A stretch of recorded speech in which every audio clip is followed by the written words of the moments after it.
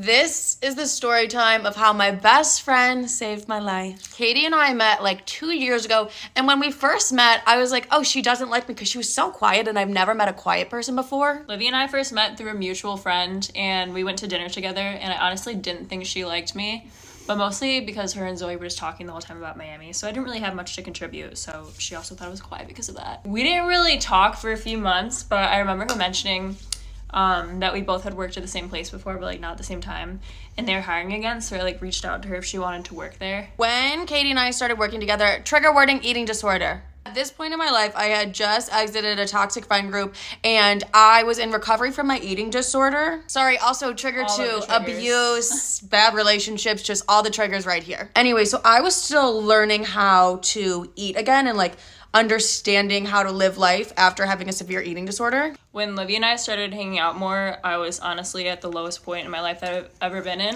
I was just in a really toxic relationship, like just physically and emotionally abusive, and honestly had no self-respect or self-love. So Katie and I were working together. We started spending every day together, start like hanging out more because we honestly went from job to job to job, but that's a different story time. Katie was in school to be a registered dietitian at this time, so she was helping girls with eating disorders. And little did she know she had her first client right in front of her. And during this time when Livy and I were inseparable for some reason, her confidence kind of just became contagious, and a lot of issues that I had been dealing with kind of just came to light, and she really helped me address a lot of things and just overall work on my confidence and grow my self-love.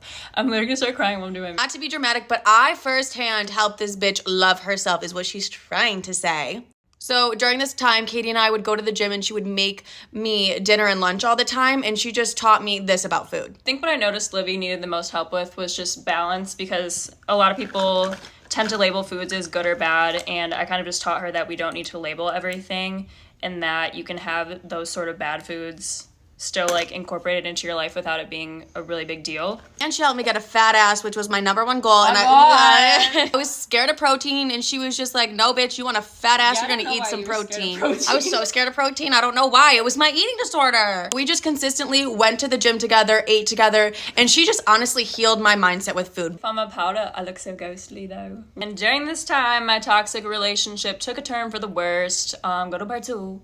So Katie was in a horrible relationship, and I was pretty vocal about how much I hated this man. Hated that motherfucker. He treated her like shit, and he honestly just really got under my skin, and I love her with my entire heart, and I was like, I hope you know that you don't deserve this, and you don't need to be dealing with this whatsoever. Like, I will help you walk away. When I tell you she had to physically pull me away from this man. But as I was saying before, when things took a turn for the worst, it got to the point where I was scared for my safety, and I had to stay with Livy for like weeks because I was scared to go home. But because of that, I just cherish her forever.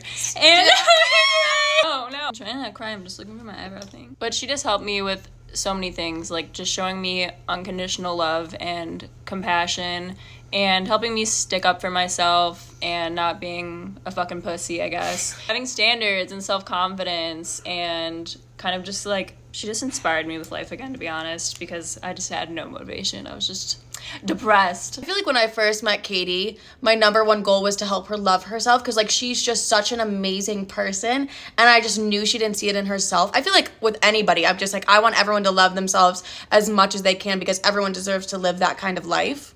So seeing her in this horrible situation that she was in, I was like, I'm gonna do whatever the fuck I need to get her out of this, because this girl has been nothing but there for me through some of like the worst times of my life. I am crying, it's not even acting. Just as our relationship progressed, we both kind of came to the conclusion that like we're just soul sisters, like this connection. Ew, this sounds so creepy, but I don't know, I think we were just like meant to find each other and help each other, because I feel like I've truly become the best version of myself because of her, and that wouldn't have happened without her. Oh, like not me crying. It was just super clear to me that Katie was my soulmate. Like, she's just a soulmate to me. I don't know, the universe just knew we needed each other during that point of our lives. We got matching tattoos!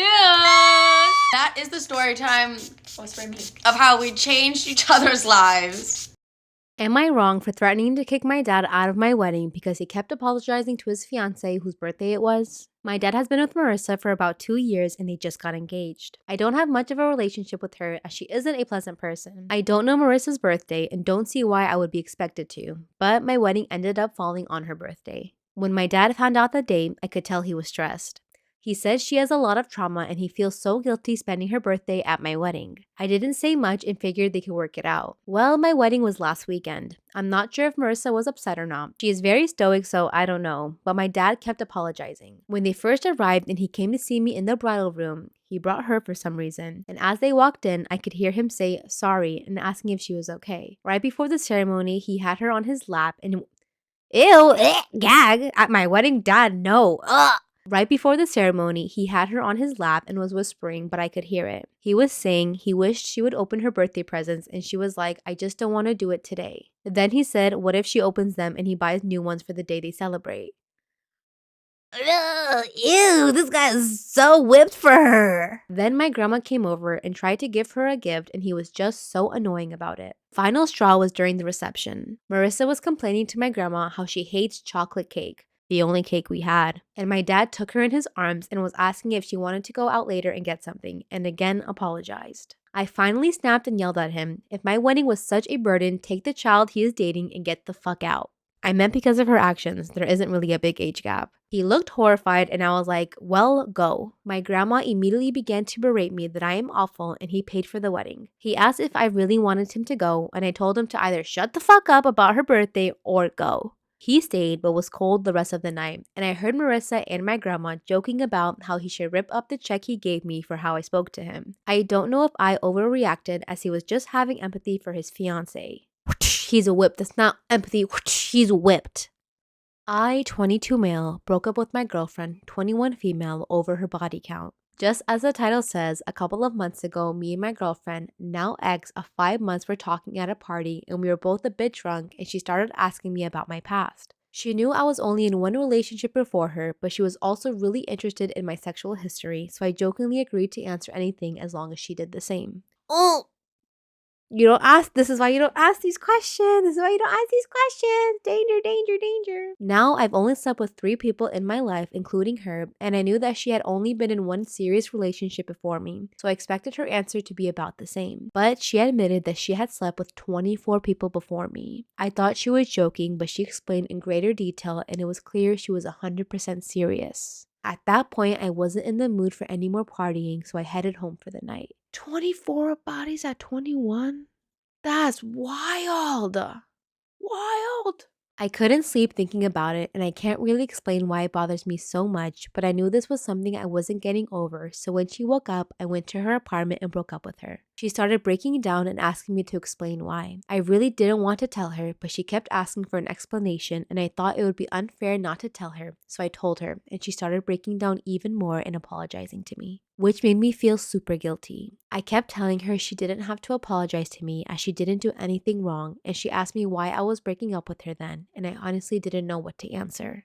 Eventually, she calmed down and I headed home, but she's been bombarding me with messages, still apologizing me and telling me that if she could turn back time, she would have never touched any of those guys and that she regrets it. I believe I'm justified in leaving her since I know that this isn't something I can get over and that I'll never see her the same, but I still feel super guilty about it all, especially since I can't really explain why it bothers me so much. I wish I didn't care about it at all, so we could have just kept being happy together, but 25 people? I just don't know what to do. I feel really guilty for feeling this way, and even more because I know she's suffering for something she can't change now. I'm also checking in on her to make sure she's okay and trying to comfort her the best I can, but now I'm thinking that maybe it's cruel of me to do that because it'll make it harder for her on the long run, and that maybe it's better for her if I stay more distant. I am at a loss as to what to do or if it was fair for me to break up with her over this. I just wanted to rant about my situation somewhere since I don't really have anyone else to talk about this, and this is all I could think of. Any input is appreciated. Okay, he does have an edit. He goes, seems important to mention that she, me, and the people around us come from a religious background and that we date to marry. This isn't an assumption. We had the intentions of growing old together. A lot of people are asking why I didn't ask this before. This is because it is seen as rude to ask about things you've done that include other people. I moved to a town in Appalachia, and ever since, I've heard voices calling me into the woods. My parents got divorced when I was 12, and my mom moved us into a small town in the Pennsylvania mountains. After a few months of living there, I went back to live with my dad in Texas. Ever since then, though, I've heard voices of people I know calling me into the woods. It's been almost 8 years now. It's only when I'm alone, but not every time I'm alone, and it seems to only happen in Texas. It's weird, but I never even considered that this was maybe something to be concerned about until recently. It was just something that happened. I even followed the voice once and only thought it was kind of weird that I had heard my dad screaming for me if he didn't actually call me, because I got home later and asked him about it. I don't know if this is related or not, but remembering it is what sparked this post. A few years ago, I was about a mile out in the woods in Pennsylvania when I zoned out for a minute. When I zoned back in, I heard a stick snap and looked over to see a white-tailed doe staring at me from about 10-ish feet away. It looked almost as though it had been trying to sneak closer to me when I looked at it. I sort of backed away from it and went back down the mountain. I'm not entirely sure what to make of this now that I'm looking back on all the times I just sort of brush it off as normal. What are your thoughts on this? Paranormal or not, but my cat is avoiding my deceased boyfriend's side of the bed. Almost 3 weeks ago, my boyfriend died unexpectedly in his home.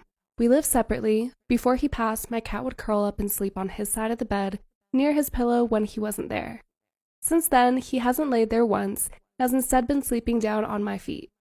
Normally, I would think it was due to the colder weather or to comfort me while grieving, but last night he jumped from the nightstand completely over his side as if he was avoiding the whole area instead of just walking across the bed like he would normally do. Last night, I dreamt we were doing mundane things like shopping together and spooning outside on the grass. It was the most realistic feeling dream I've felt since he died.